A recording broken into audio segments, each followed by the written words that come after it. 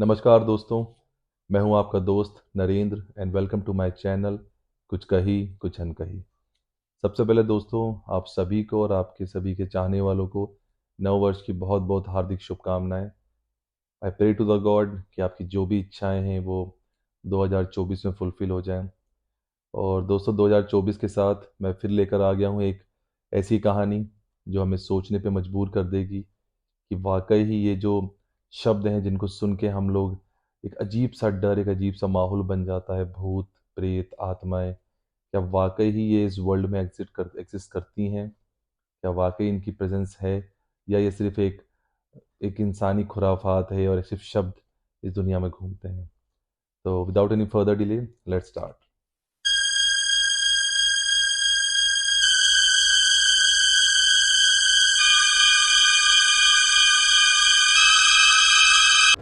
तो दोस्तों, ये कहानी है मनोज नाम के लड़के की। और मनोज लखनऊ में बीटेक का स्टूडेंट है और वो अपने कॉलेज के पास ही एक घर में पीजी की तरह रहता है। मनोज अपना रूम उसके फ्रेंड अजय के साथ शेयर करता है, जो कि सेम कॉलेज में पढ़ते हैं और सेम ही क्लास में, सेम ईयर में दोनों पढ़ते हैं साथ में। और अगर मैं इस पूरे घर का आपको थोड़ा सा वो बताऊँ स्ट्रक्चर कैसा है, कि ये 3 फ्लोर का टोटल घर है। ग्राउंड पे उनकी जो लैंड लेडी हैं वो रहती हैं, जिनको ये लोग आंटी कह के बुलाते हैं। आंटी की अपनी 24 आवर्स की एक सर्वेंट है, जिसको ये लोग छोटू कह के बुलाते हैं। और इन्हीं के फर्स्ट फ्लोर पे ये दोनों रहते हैं, मनोज और अजय। और इनके जो सीनियर हैं विजय, वो इनके ऊपर वाले फ्लोर पे रहते हैं। तो ओवरऑल ये घर में रहने वाले लोग और ओवरऑल घर का इंट्रोडक्शन है। ये घर कॉलेज से काफ़ी नज़दीक था, इसलिए मनोज ने इसको चूज़ किया था। और आने जाने में कोई दिक्कत नहीं थी, वॉकिंग डिस्टेंस पे इनका कॉलेज होता था। प्लस यहाँ पे रहने वाली जो आंटी थी, या छोटू थे, या जो विजय भैया थे, उससे इन लोगों की काफ़ी अच्छी बनती थी। और वो काफ़ी सपोर्ट करते थे, क्योंकि वो सीनियर थे इनसे 1 साल, तो काफ़ी सपोर्ट करते थे। इस पूरे एरिया में सिर्फ एक ड्रॉबैक था, जो कि इस घर के पीछे एक कब्रिस्तान था, एक हिंदू कब्रिस्तान था, जहाँ पे आए दिन लाशें जलती थी। और ये काफ़ी डिस्टर्बिंग था, बट जो कि मनोज और अजय ये लोग, वो काफ़ी सस्ता रेंट पड़ता था, इनकी पॉकेट पे भारी भी नहीं पड़ता था। और हम सब उस दौर से दोस्तों गुजरे हैं जहाँ कॉलेज लाइफ होती है और हमें घर से मनी ऑर्डर आता है, पैसा आता है, तो हम उसको कोशिश करते हैं कि ज़्यादा बर्डन अपनी फैमिली पर ना बने। तो उसी के साथ दोस्तों ये चल रहा था। बट डेली उनकी सारी चीज़ें नॉर्मल होती थी, वो कॉलेज जाते थे, अपना घर आके पढ़ाई करते थे। बट एक रात ऐसी आई जिस रात में सब कुछ बदल गया। जो सिचुएशन थी, जो हालात थे, पूरी तरह से बदल गए। ये बात तब की है जब मनोज और अजय दोनों बैठ के अपने रूम में पढ़ाई कर रहे थे। अचानक ही उन्होंने ये सुना कि आंटी चीख रही हैं, आंटी उनका नाम बुला रही हैं, मनोज अजय, मनोज अजय। ये सुन के वो दोनों ही नीचे भागे। उन्होंने आंटी को देखा और आंटी के पास बेड पे लेटे हुए छोटू को देखा। उन्होंने ये देखा कि छोटू बेड पे लेटा हुआ है। उन्होंने तुरंत ही आंटी के पास जाके पूछा कि आंटी क्या हुआ? आंटी ने बताया कि मनोज बेड पे लेटा हुआ है, ना कुछ बोल रहा है, ना ही कोई रिस्पॉन्स कर रहा है। छोटू की आंखें खुली थी, जैसे कि वो बाहर आने को राजी हो। और उसकी जो पुतलियाँ थी आंखों की, वो बिल्कुल उसके माथे की तरफ, हेड की तरफ जा रही थी। वो कुछ बड़बड़ा रहा था, बट वो कुछ सुनाई में नहीं दे रहा था, और वो सुन्न पड़ा हुआ था। ना तो वो किसी बात का रिस्पॉन्स कर रहा था, ना कुछ कर रहा था। मनोज अजय ने कई बार उसको बुलाने की कोशिश करी, छोटू छोटू कह के कई बार उसको उठाने की कोशिश करी, पर उस समय छोटू कोई रिस्पॉन्स नहीं कर रहा था।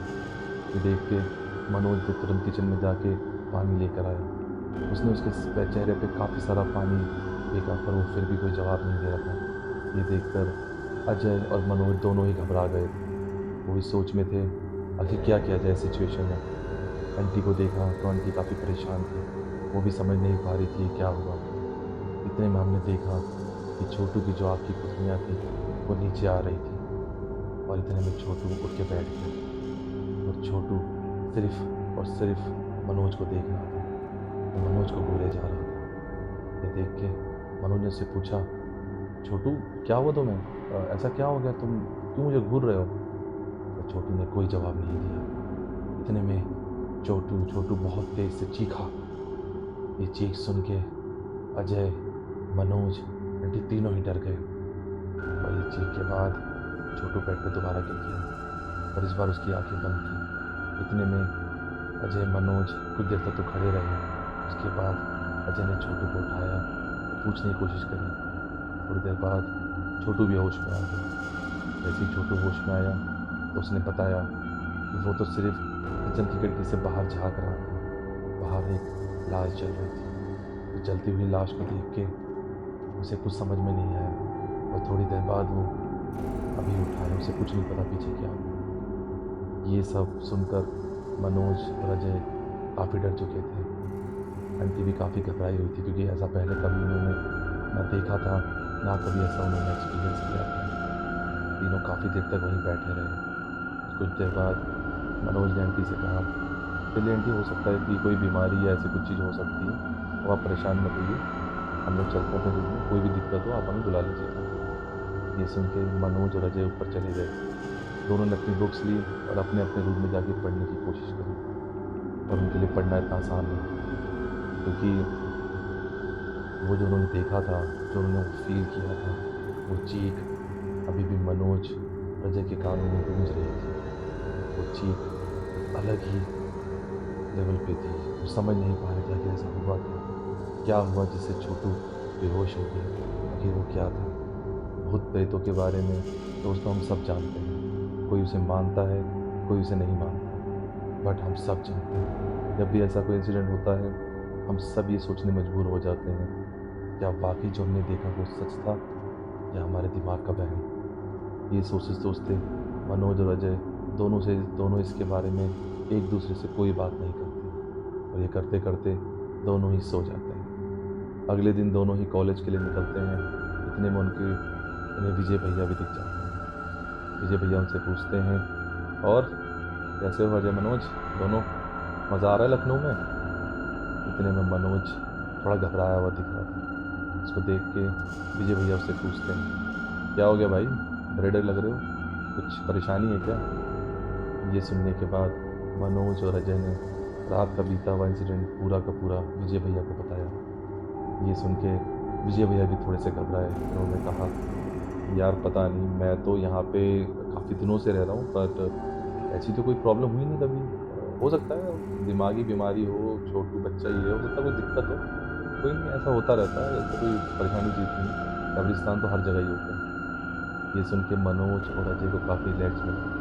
उन्होंने विजय भैया की बात को सुना और सोचा कि वाकई ही सच कह रहे हैं, हो सकता है कि छोटू कुछ दिमागी रूप से बीमार हो। ये सुनने के बाद दोनों के दोनों नॉर्मल डेज़ की तरह कॉलेज जाते हैं और कॉलेज से वापस आते हैं। इस बार जब मनोज अपने कमरे में सो रहा था, रात का समय था, 11-12 बज रहे थे, उसे नींद नहीं आ रही थी। इतने में वो उठा और थोड़ी सी हवा लेने के लिए उसने सामने अपने रूम की खिड़की खोली।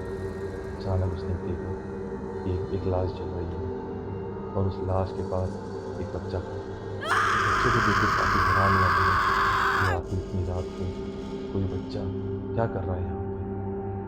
मनोज के देखते देखते उस बच्चे ने मनोज की तरफ घूमा और मनोज को घूर रहा था। उसका चेहरा एक अजीब सा लग रहा था देखने पे। इतने में मनोज के पलक झपकते से ही वो चेहरा सीधे खिड़की के पास आ गया। उसको देख के मनोज डर गया। और उसके बाद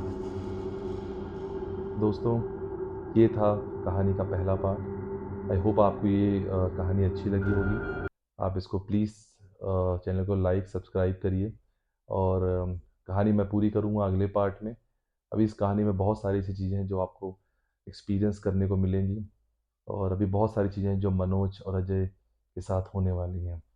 तो stay tune with my channel and thanks for listening and keep supporting my video. Thank you so much.